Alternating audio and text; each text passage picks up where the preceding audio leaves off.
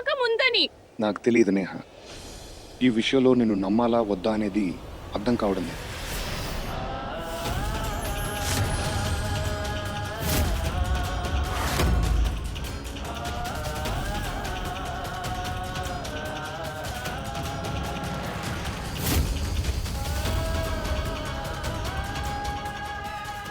చూసావా, ఇప్పుడు మీ నాన్నకు కూడా నీ మీద నమ్మకం కలగటం లేదు. నేహ, నువ్వు ఇలా చేయడం మంచిది కాదు. ఇంటి గౌరవాన్ని మొత్తం బజార్కి ఇచ్చావు. శర్మ గారు, ఎవరికి ముఖం చూపించకుండా చేశావు. అలాంటి మసి పూసావు నువ్వు. ఏ సోపుతో కడిగినా అది పోదు.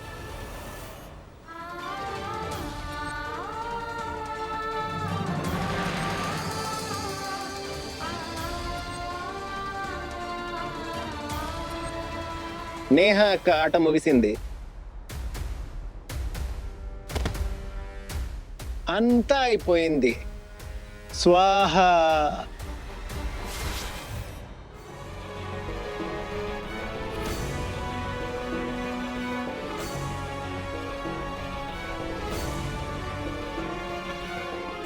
నేహ, ఏంటిదంతా? అన్నయ్య, ఏంటిదంతా? చెప్పు ఏంటో. అన్నయ్య, అన్నయ్య ఆగండి. ఎందుకు మా పరుగును గంగలో కలిపావు? చెప్పు. నాన్న, మీరైనా కనీసం నన్ను నమ్ముతారు కదా? నాకు తెలియదు నేహ, ఈ విషయంలో నిన్ను నమ్మాలా వద్దా అనేది అర్థం కావడం లేదు.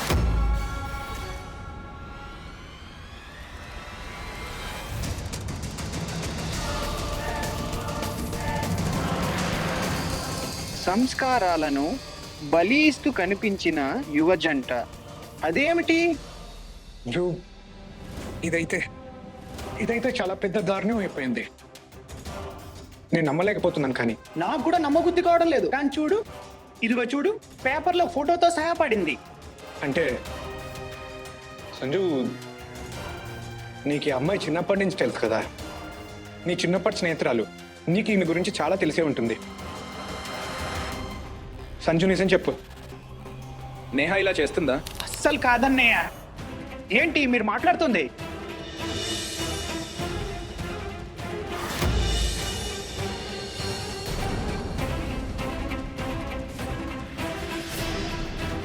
నీకెంత ధైర్యం నా మీద పన్నం కాయడానికి?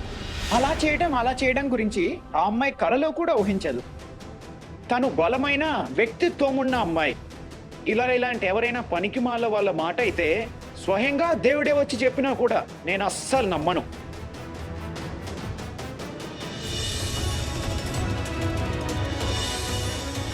ఈ డ్రామాలు ఆపండి.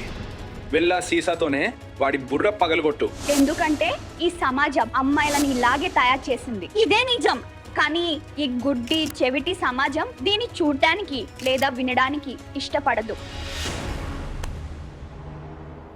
సరే, నేనైతే ఊరికే అడుగుతున్నాను.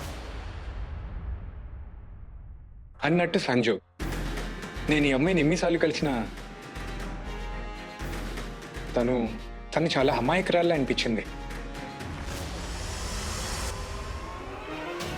ఖచ్చితంగా ఈ కథ వెనుక ఎవరో ఉన్నారు. ఎవరో కావాలనే ఇలా చేశారు. కేవలం నేహాన్ని కించపరచడానికే. కానీ ఎవరు చేసి ఉంటారు? సంజు, నాకైతే ఆ పాపకి శత్రువులు కూడా ఎవరు ఉండరని అనిపిస్తుంది. అరే అదే కదా అన్నయ్య. అన్నయ్య, నేహ చాలా అమాయకురాలు. అంటే తను అందరికీ ఇష్టమైన అమ్మాయి, అందరి గారాల పట్టి మంచి మనసున్న మంచి మనిషి. అంటే అలాంటి అమ్మాయిని అపకీర్తి చేయాలని ఎవరికైనా ఎలా ఆలోచన వస్తుంది? తనకి శత్రువు ఎవరుంటారు? ఎవరు చేసినా సరే, కారణం ఏదైనా సరే సంజు. కానీ ఇదొక అమ్మాయికి చాలా పెద్ద విషయం సంజు. మన సమాజం ఇలాంటి అమ్మాయిలు బతకనివ్వదు. నేహ ఎంత బాధపడుతుందో కదా, వాళ్ళ కుటుంబం ఎంత బాధపడుతుందో, ఆ అమ్మాయి ఇంత పెద్ద దెబ్బని ఎలా తట్టుకుంటుందో.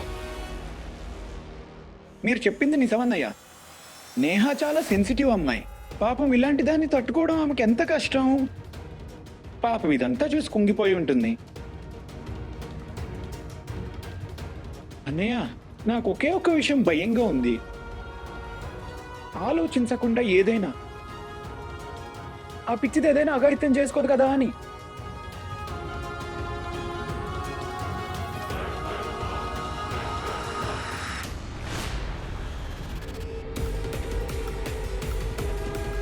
నాకు తెలియదు నేహ, ఈ విషయంలో నిన్ను నమ్మాలా వద్దా అనేది అర్థం కావడం లేదు. నా నిజాన్ని ఎవ్వరూ ఎందుకు నమ్మడం లేదు? నా మీద ఎవ్వరికి ఎందుకు నమ్మకం కలగటం లేదు? నేనైతే కేవలం ఆ అమ్మాయికి సాయం చేయాలనుకున్నాను.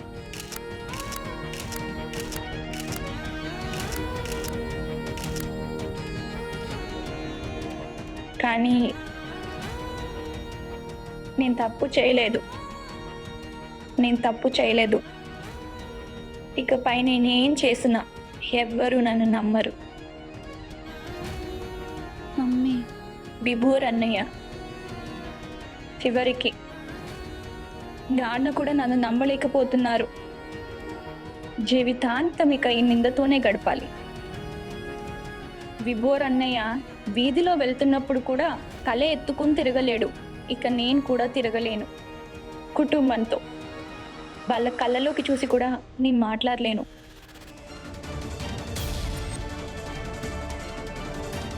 కారణం ఏదైనా నేనే తప్పు చేశానని అందరూ అనుకుంటారు. నేను తప్పు చేశాను, కారణం ఏదైనా. కానీ నా వల్ల అందరూ బాధపడ్డారు. లేదు,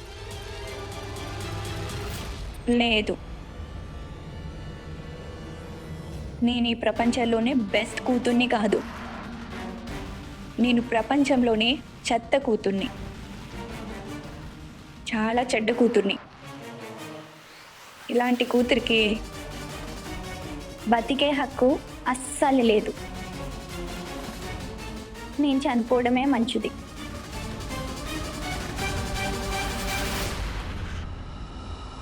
అన్నయ్య, ఒళ్ళంతా వణికిపోతోంది. ఈ వార్త చదివినప్పటి నుండి లోపల చాలా కలత చెందుతున్నాను. అన్నయ్య, నాకు నేహ గురించి చాలా టెన్షన్లో ఉంది. నువ్వు చెప్పింది నిజం సంజు. ఈ వార్త మనల్ని ఇంతలా షాక్కి గురి చేసిందంటే మరి మేహ ఎంత క్షోభ అనుభవిస్తుందో, వాళ్ళ ఫ్యామిలీ పరిస్థితి ఏంటో.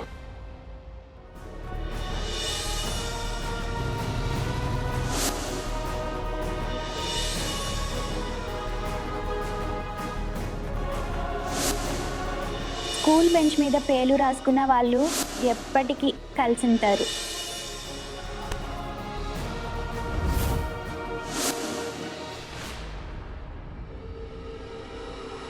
అన్నయ్య, నేను నేహ కోసం ఏదైనా చేయాలి. తను నా చిన్నప్పటి స్నేహితురాలు. ఖచ్చితంగా చేయాలి. తను మీ స్నేహితురాలు కాకపోయినా అప్పుడు కూడా మానవత్వంతో బాధ్యతగా అనుకుని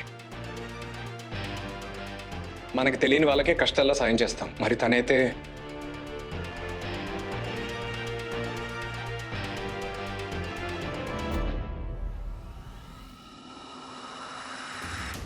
చూస్తుంటే సంతోషంగా ఉంది. నా తమ్ముడు వేరే వాళ్ళకి సాయం చేయాలనుకోవడం బాగుంది. పద సంజు, నీ అన్నయ్య నిన్ను నేహ దగ్గర తీసుకెళ్తాడు. ఏంటంటే ఇప్పటి వరకు చేతుడు కలపడానికి సరైన కారణం దొరకలేదు. ఇలాంటి అన్నయ్యతో కలిసిపోవడానికి ఒక బలమైన కారణం ఉండాలి కదా.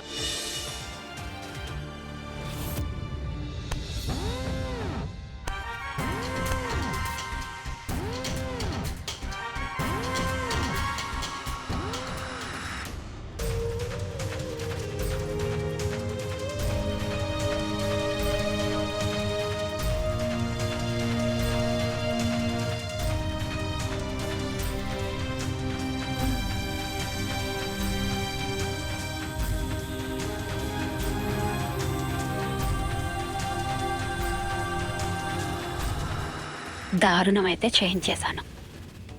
కానీ ఆ దౌర్భాగ్యురాలు నేహా శర్మ గురించి ఆ పాడు వార్త నా ఇద్దరు కొడుకులు చదవలేదు కదా.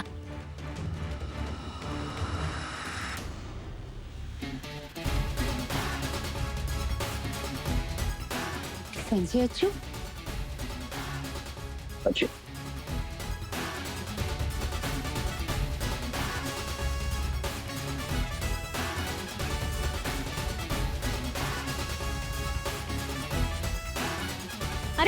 తెల్లవారుజామునే మీరిద్దరూ ఎక్కడికి వెళ్తున్నారు? ఫ్రెండ్ ఇంటికి వెళ్తున్నాను, త్వరగా వచ్చేస్తాం. అవును, కానీ అరే వినండి, సంజు అజ్జు, అరే ఎక్కడికి వెళ్తున్నారో చెప్పండి. వీళ్ళిద్దరూ టిఫిన్ కూడా చేయలేదు. అరే ఏమైంది బాబు? స్నేహితులకి సాయం చేయడానికే కదా వెళ్తున్నారు, ఇందులో కంగారు పడడానికి ఏముంది? వింతగా ఉంది. నిన్ననే నేను ఈ ఇద్దరిని కలిసి ఉండండి, గొడవ పడకండి అని చెప్పాను. వీళ్ళిద్దరు నా డైలాగే చెప్పారు. వాళ్ళు అన్నారు, ఏదైనా సరైన కారణం దొరికితే కలిసిపోతామన్నారు. ఇప్పుడు వీళ్ళిద్దరిని కలిపేందుకు మంచి అవకాశం వచ్చినట్టు అనిపిస్తుంది.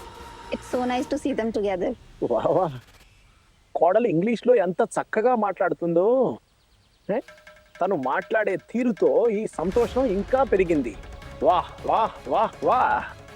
బేబీ కరెక్టే కదా? హా హా హా.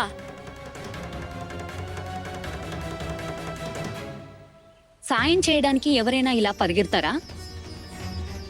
ఎవరైనా చాలా దగ్గరి స్నేహితులైతే తప్ప. ఎక్కడైనా ఇది నేహా శర్మకు సాయం చేసే విషయం కాదు కదా. లేదు, నేను మరీను ఏదేదో ఆలోచిస్తున్నాను. అలా జరగదు. అరే, సంజుకి నేహాకి మధ్య గొడవ జరుగుతోంది కదా, ఆ చంప దెబ్బ కొట్టిన రోజు నుండి.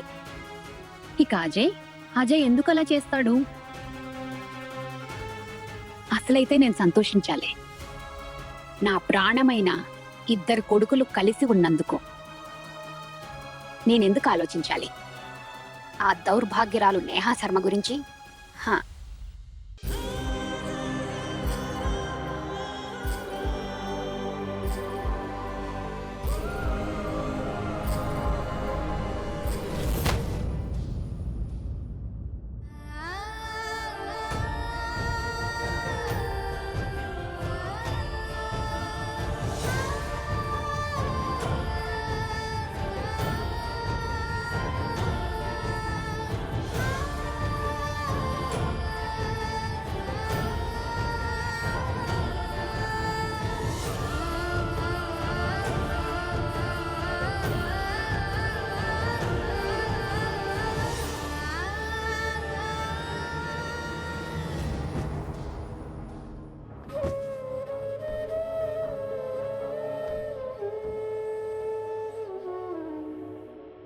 ఆంటీ ఇదిగోండి, కొంచెం నీళ్ళు తాగండి ప్లీజ్. నాన్న టాబ్లెట్ వేసుకోండి.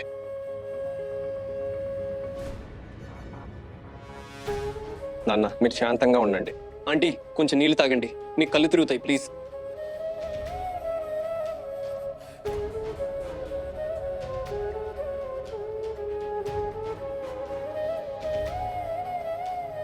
ఆంటీ నా మాట విని 2 గుటకలు నీళ్ళు తాగండి. నాకేం నీళ్లు తాగాలని లేదు. ఏ తల్లి కూతురైతే ఇలాంటి దిగజారిన పని చేసిందో ఆ తల్లి గొంతులోంచి ఒక్క చుక్క నీరు కూడా దిగదు. నీళ్లు తాగడం పక్కన పెడితే దోసెడు నీళ్ళల్లో మునిగి చావడానికి కూడా ఈ అమ్మాయి మనల్ని వదల్లేదు. మర్యాద, గౌరవం, పరువు అంతా ఒక్క దెబ్బతో గంగలో కలిపేసింది.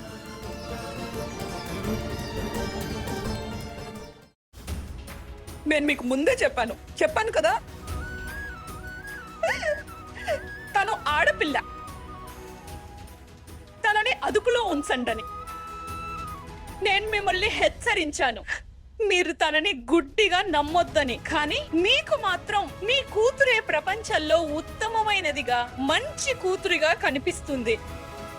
చూశారు కదా, మీ గొప్ప కూతురు ఏం చేష్టలు చేసిందో చూశారు కదా. మన ముఖం మీద ఇంత పెద్ద దెబ్బ ఎప్పుడైనా పడిందా? చెప్పండి, మీరు జవాబు ఇవ్వండి, మాట్లాడండి.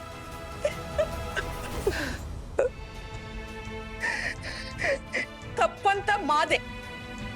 మనము మన అమ్మాయిని అదుపులో పెట్టలేకపోయాం.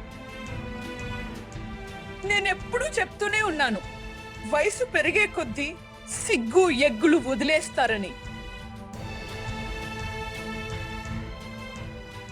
నేను మీకు గుర్తు చేశాను కదా, యవ్వనంలో వచ్చే ప్రేమ తల్లిదండ్రుల ప్రేమ కంటే ఎక్కువైపోతుందని. ఆ ప్రేమ ముందు ఇంకేమీ కనిపించదు. కానీ నా మాట మీరు అస్సలు వినిపించుకోలేదు.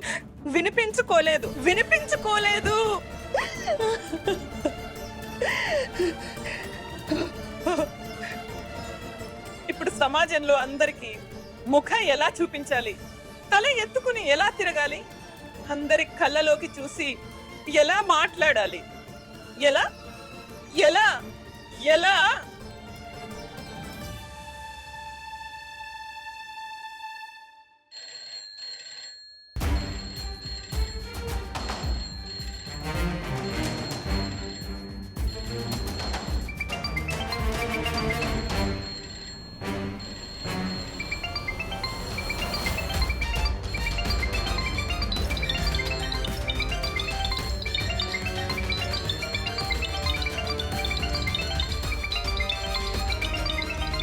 ఏం సమాధానం చెప్పాలందరికీ? ఏమని చెప్పి తప్పుకోవాలి?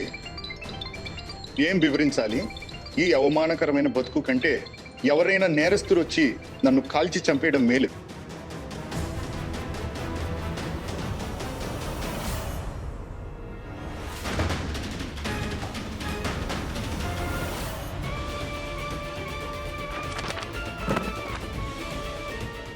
ఆ బ్లేడ్ ఎక్కడా?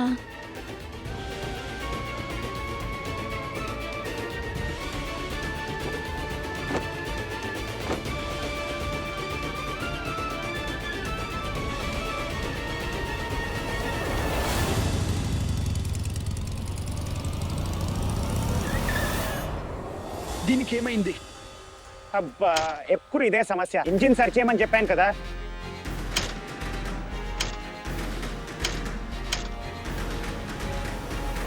ఒకవేళ ఈ బైక్ కోసం ఉంటే ఇంకా ఆలస్యం అవుతుంది. సంజు, సంజు, ఇది కూడా ఇప్పుడే పాడవాలా?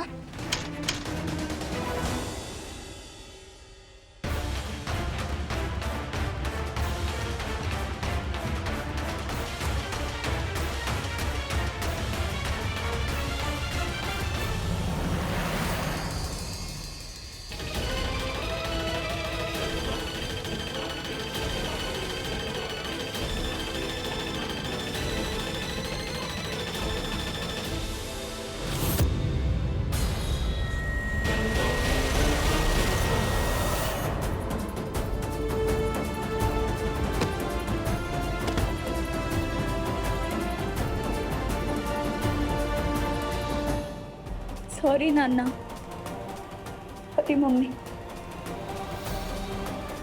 నేను మీకు మంచి కూతుర్ని కాలేకపోయాను, కానీ ఐ లవ్ యూ.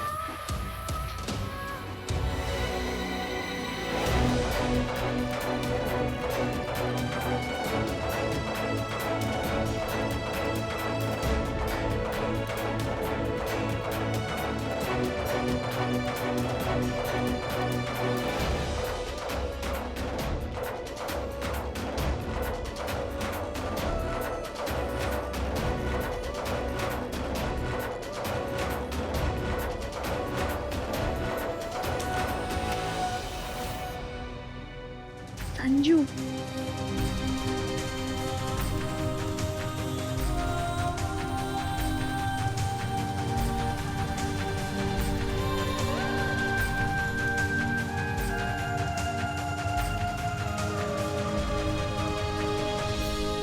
నీకేమైనా పిచ్చి పట్టిందా ఏంటి? హ? నిన్ను 2 చెంపల మీద ఒకటి వేయాలనిపిస్తోంది. పిచ్చిదానివా ఏంటి? ఏం చేయాలనుకుంటున్నావు? నేను పేపర్ చూశాను, అందులో ఏం రాసి ఉందో అంతా చదివాను. ఏం జరిగిందో ఏం జరగలేదో అన్నది తర్వాత విషయం. ఏమైంది నీకు? నిన్ను నువ్వు చంపుకోవాలనుకుంటున్నావా? ఆ? ఇంకా అసలు ఈ చేయి కోసుకునే ధైర్యం నీకు ఎక్కడి నుండి వచ్చింది? నా వైపు చూడు నేహ, చెప్పు. ధైర్యం కాదు సంజు,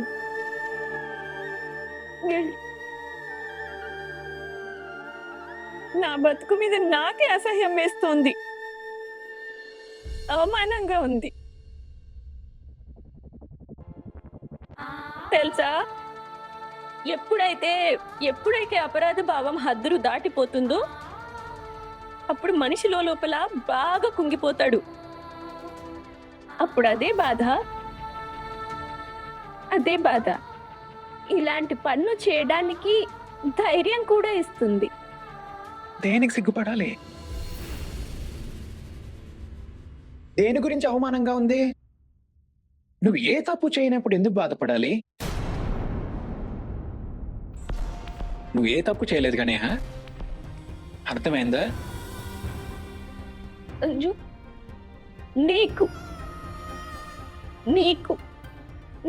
నా మీద నమ్మకం ఉందా? పిచ్చిదానా, నేను చిన్నప్పటి నుంచి చూస్తున్నాను.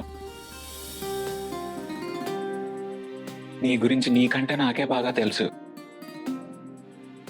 నాకు తెలుసు నా నేహ ఇలాంటి పని ఎప్పటికీ చేయదు. కనీసం ఈ విషయంలోనైనా నేహ మీద సంజుకి పూర్తి నమ్మకం ఉంది.